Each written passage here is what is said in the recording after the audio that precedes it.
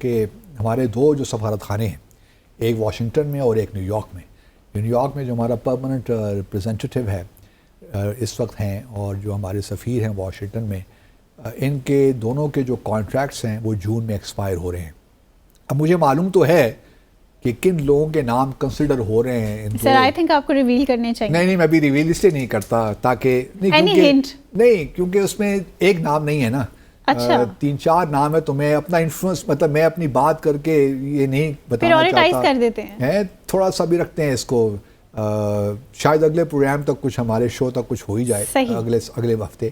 لیکن یہ ہے کہ یہ شاید بنیادی اصولی فیصلہ کر لیا گیا ہے کہ اب جو ہے پرماننٹ ریپرزینٹیو جو نیو یارک میں ہیں اور واشنگٹن میں جو سفیر ہے، اب ان کا کانٹریکٹ اب ایکسٹینڈ نہ کیا جائے. تو میرے خیال میں ٹھیک فیصلہ ہے.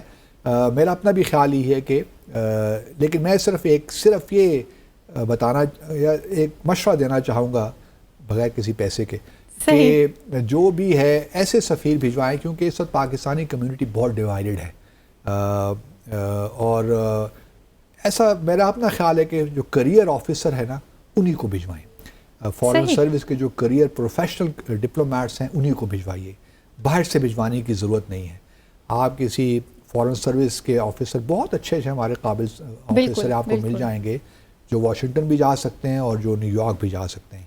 تو آپ یہی فیصلہ کریں، ان کو بھجوائیے تاکہ جو کمیونٹی ہماری ڈیوائیڈڈ ہے پاکستانی اوورسیز کمیونٹی، ان کو وہ ایک پلیٹ فارم پہ لے آئیں. اگر باہر سے کوئی بندہ بھجوائیں گے نان کریئر شخص کو، تو پھر ان کو اسی طرح دیکھیں گے کہ یار یہ تو اس حکومت کے لوگ ہیں، تو وہ کمیونٹی کو یکجا کرنے میں ناکام ہوں گے.